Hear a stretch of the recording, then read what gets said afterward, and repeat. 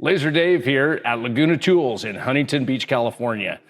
A lot of our customers have questions about the fiber laser, and today I'm going to answer some of those questions. Check it out. So one of the questions is, what materials will a fiber laser run? Some of you know the wavelength of the fiber laser is to cut ferrous conductive material.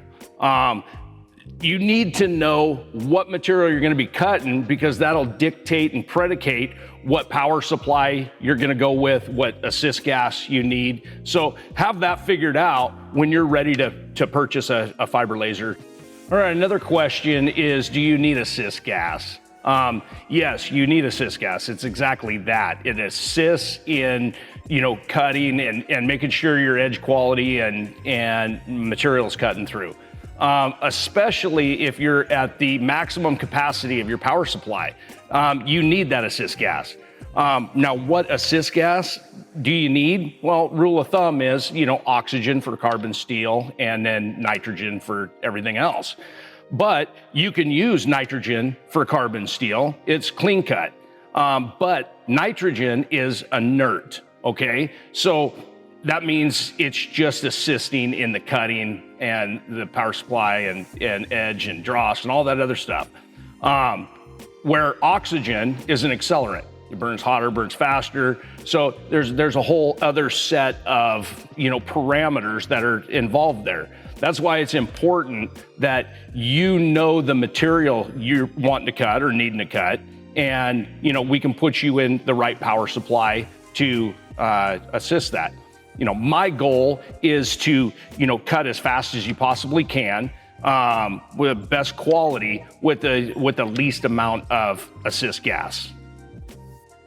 Another question is, can you use compressed air with your fiber laser to cut? It's assist gas. Yes, you can. It's not a direct comparison to 99% pure oxygen or nitrogen, because you're doing compressed air. If you're at the maximum capacity of your power supply and you're using compressed air, you're not going to get anywhere near the edge quality, the speeds, or anything that you would out of that. So if you're wanting to cut with compressed air, you need to make sure you match up the power supply with what you're needing to do on material.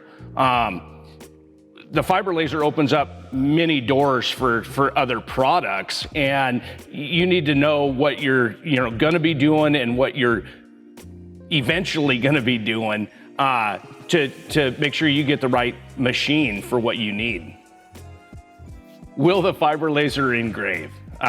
No, it will not engrave. Your beam width at focal is 6/1000. So it's a single line. We call it part marking or etching. That's what you can do with the laser. Your power supply, you're cutting through material, you can go 0 to 100% through it. The thing with engraving, let's say you want to go 30% through the material. That material has to go somewhere. So it's not like a router where it's chipping it out or doing it. That material is going to stay there. So a lot of times it's just a part mark or something of the line, etching or engraving. This next one's a good question. It's what type of tolerance will the laser hold? The thing is I could sit here and tell you I can hold plus or minus a half a thousandths on this. The beam width, just like I said, at focal is 6/1000. That's super tight. Customers ask, what's the kerf? It all depends. You have a cut condition, and it all depends on your cut height, your nozzle, your gases. All of that combined will give you your cutter offset. It gives you, what the kerf is, what it is. So if you take your time and you dial it in on that, you can absolutely hold plus or minus 1/1000. I assure you. That's what's important.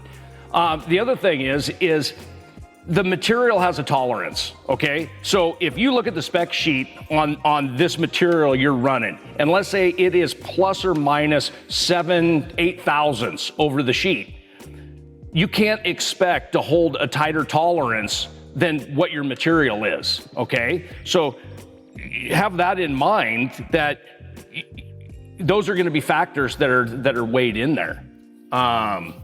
So yes, we can hold a tight tolerance on the machine, on the material, as much as you need it to be. It's not a milling machine. Fiber laser. All right, another question here is, it says, do you need an exhaust system?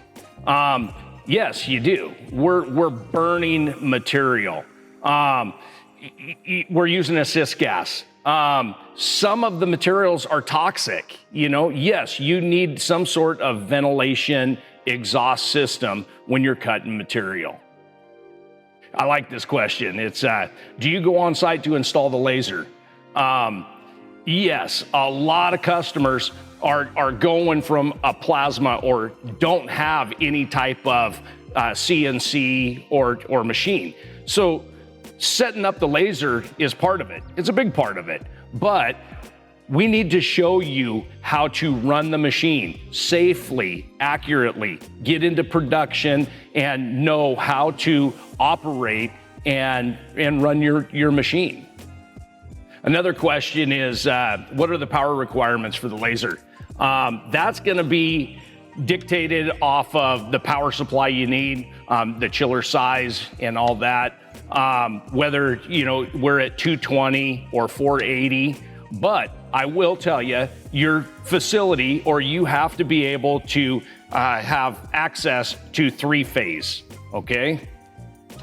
All right, next question is, does my building need to be climate controlled? The answer to that is no. I'll set this thing up under a lean-to out back if that's what you need or want. It does not need to be climate controlled. The control cabinet has an air conditioning unit in there to keep all the vital components to where they need to be. All right, these are some of the questions that people have had. I know there's all kinds of questions out there. If you have questions, get a hold of us. Get a hold of Laguna Tools. We have Huntington Beach showroom in California. We have the manufacturing and production and showroom in Grand Prairie, just out of Dallas. We have one in Columbia, South Carolina. So we have plenty of people that can answer your questions, do demos for you, whatever might come up. Also, you can put your questions in the comments below, and I would love to answer them. Laser Dave, we'll see you next time.